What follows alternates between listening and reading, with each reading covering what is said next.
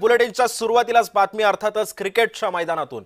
महिला क्रिकेट विश्वचषक 2025 भारत विरुद्ध दक्षिण आफ्रिका आता एकमेकांना भिडणार आहेत।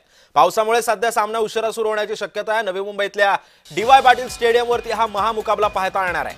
भारतीय महिला क्रिकेट टीमने बलाढ्य ऑस्ट्रेलियाला 90 दिमाखात फायनलमध्ये प्रवेश केला, त्यामुळे भारत वर्ल्ड कप जिंकेलच अशी आशा तमाम क्रिकेट प्रेमींच्या मनात होती।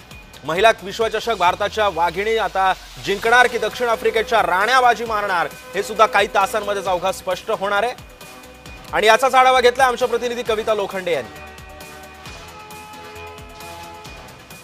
नवी मुंबईत आज महिला विश्वचषक पार पडणार आहे आणि नवी मुंबईतील नेरूळ येथील डी.वाय. पाटील स्टेडियम या ठिकाणी हे महिलांचं विश्वचषक जे आहे ते पार पडणार आहे। आपण या ठिकाणी बघतोय क्रिकेट प्रेमी जे आहेत ते या ठिकाणी मोठ्या संख्येने दाखल झालेले आहेत। या भारतीय टीमला जे आहे ते चेअरअप करण्यासाठी हे क्रिकेट प्रेमी जे आहेत ते मोठ्या संख्येने या ठिकाणी आलेले आहेत। तब्बल 55,000 तिकिटांची विक्री जी आहे ती या ठिकाणी झालेली पाहायला भेटते। एकूणच या ठिकाणी क्रिकेट प्रेमींसाठी टी शर्ट्स असतील, आपले भारतीय झेंडे असतील, हे देखील विक्रीसाठी या ठिकाणी आणण्यात आलेले आहेत। लहान मुलांपासून मोठ्या ज्येष्ठ नागरिकांपर्यंत जे आहे क्रिकेट प्रेमींनी या ठिकाणी आपली उपस्थिती दर्शवलेली आहे। भारत विरुद्ध साऊथ आफ्रिका असा हा सामना असणार आहे।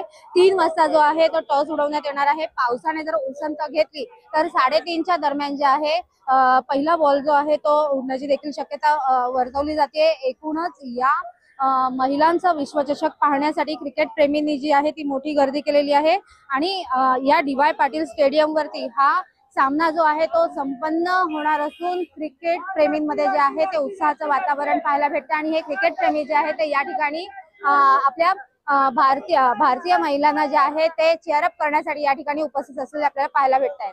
कविता लोखंडे, जय महाराष्ट्र, नवी मुंबई।